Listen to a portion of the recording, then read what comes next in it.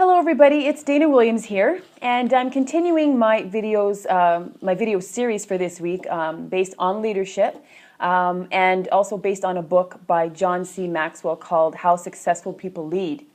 And within this book, there's 5 levels of leadership, and the last 2 videos I just sort of did an overview. And today I'm going to be talking about level 1, which is position. I've got my notes here, so bear with me if I'm sort of looking over. Level 1 being position. Position is the starting place for every level of leadership. Okay, so it's the bottom floor foundation upon which leadership must be built. So everybody has to start at some level at some point. What position does is it gives you the chance to become a great leader, and to get the position means that somebody saw some talent in you that they are looking to develop. Okay, so with position comes some rights and a degree of authority to lead others. Okay, so there's ups and downs to leadership. First thing I'm going to do is touch on the ups on leadership. Okay, so some of the good things. The leadership position was given to you because you have leadership potential inside you. So again, somebody saw some talent that you might have that they would like to grow and develop within you. A leadership position also means authority is recognized. So you want to use your authority wisely in order to gain your leadership and not just a position. Okay, so a leadership position is an invitation to grow. Make growth your goal is the bottom line. You're going to want to strive to keep growing. So you want to keep learning. You know, the best leaders in the world are the ones that know that they don't know it all, and they're always willing to learn and do new things to keep them moving to the next level. Okay, so choose to become a lifetime learner. Okay, so really, really important. Don't be a know-it-all. Don't think you know it all, because that's where you're going to become stagnant, and that means the biggest mistake you can make as a leader is to think that you don't have anywhere else to go as far as your development goes. Okay. Leadership position also allows potential leaders to shape and define their leadership. So what kind of leader do you want to be? So some questions that you want to ask yourself when you're in the position of leadership. So who am I? Very, very important question. Who are you? What are you about? What are your values? And what leadership practices do you want to put into place? All very valid, very important questions that you should really be thinking about if it's something that you're looking to do as far as growing to the next level in a leadership position. Okay, and I'm going to touch a little bit on some of the downs to leadership. One of the things is that you have to remember that leadership can be a little bit misleading. Having a leadership position doesn't automatically make you a leader. Okay?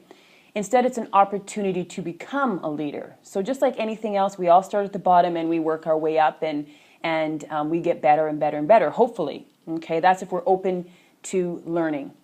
Leaders that rely on their position to lead do not seem to work well with people. Okay, and don't realize that the leadership is about working with people either. When you have people that rely on their position to lead people, that's when politics in the office start to happen. And that's where there's a conflict of right over responsibility. People that rely on their position or their titles, so to speak, are the weakest of all leaders. They expect their position to do the hard work for them. So when we're talking about that, I think every single person could probably say at some point in their careers or in their job that they've dealt with a boss or a leader, supervisor that takes advantage of their position. I've unfortunately had to deal with people like that. But one of the things that I did for myself is to make sure that when I was in a leadership position that I did not replicate those types of qualities, because I didn't like it. It's not fun when you work under somebody who treats you like a subordinate, where they're up here and you're down there. It's not motivating, it's not inspiring, and it makes people dread their job. And that's what you don't want as a leader. Okay, so simple but very, very important. Some of the best behaviors that you're going to want to put forth when you're on level 1 to get you to that next level So you're going to want to ask yourself, how can you make the most of your current position? Well, one of the things that they say is if you have to tell people about your position or tell people that you're a leader, then you're not. People will know you're a leader by how you're leading by example and how you're carrying yourself. So you can move up the levels of leadership if you are willing to change the way that you lead on level 1. So how do you do that? Stop relying on position to push people. So you cannot have a positional type of mindset, okay? You want to treat individuals as people, as I just said, not subordinates. You have to let go of control and work on cooperation and encourage people instead of bossing them around. So huge, huge, huge. When you're in a management position, leadership position, whatever you want to call your title, there's nothing worse than somebody who's in that position that I call them professional delegators. They sit in the office and they give lists, and this is what you need to do, this is what you need to do, and they're not leading by example. They're not doing or showing that they're part of the team, and they're treating everybody, like I said, like they're on the bottom of the totem pole. So, and that, you know what, it causes people to dislike their job, and when people dislike their job, they tell other people about it, and you know what, it's just the trickle effect. So that's definitely what you don't want to do, okay? Encouraging people.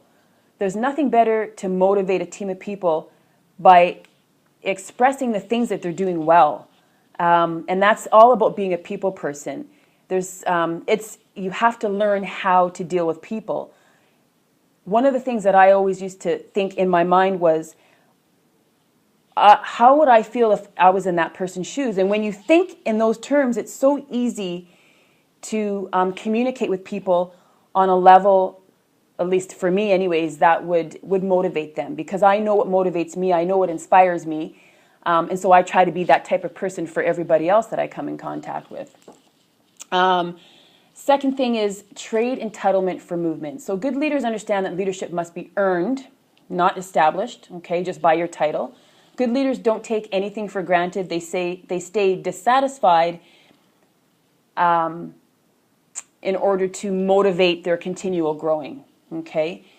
When you're complacent, when you're satisfied, when you feel like you don't have anything else to learn, well, that's when you stop growing, and then the movement does not go any further, okay? Leadership is a right, it's not a privilege. It must be continually earned, and you have to be teachable. So you have to be able to take some criticism, constructive criticism, in order to make yourself better, okay? Leave your position and move toward people. So that means, again, engaging with people, interacting with your team. Leaders are initiators, so they gravitate toward their people, they interact with their people, and they learn who they are. They find out, you know, what they need, and they help the team win overall. So when you take interest in your team members or other people in your organization as a leader, you're growing that rapport, that relationship, and that's going to benefit you, because then people will know that you actually care about them and the things that are important to them, and in turn they will work harder because they know they're motivated, they know that they're working for the greater good of the company. So what type of beliefs should you also have in place to move up to that next level, which is level 2? Changing the way you think about leadership, okay? So 4 statements you have to embrace. Number 1, titles are not enough. Having a job title is not going to be enough to position you as a leader. People, not positions, are leaders' most valuable assets, okay? People. People are the assets, not the position. A leader doesn't need to have all the answers. So that's number 3. You don't need to have all the answers. If you don't know something, you know what? Surround yourself with people that do. So great leaders always surround themselves with people who are good at the job or whatever the task at hand is, okay? Also, good leaders also include other people. So the more the merrier. Let's share, everything that we're doing, and again, grow and develop as a team unit, which is very, very important. So level 1, again, is position. So job title, it's not going to do it for you. There has to be more. You have to be a people person. You have to be able to interact. You have to be able to treat people like a partnership. And you know what? It's not an easy thing to do, because you still have to keep that leadership type of mentality, and in order to earn that respect from your peers. But it can be done. But it does take practice. So, anyways, thanks so much, you guys, for watching. I hope that this video on level 1 leadership has made some sense for you, which level 1 being position, job title. And tomorrow I will be talking with you about the next level, level 2. And again, you know what, by all means, leave me comments. More than happy to hear what you have to say or what you think. But click the link below. Thanks so much for watching. And if you'd like to connect on Facebook, I'd be more than willing to do that as well. So tomorrow's video will be on level 2, which is called permission. All right. Thanks so much, you guys. Have a great evening. We'll talk to you soon. Bye-bye.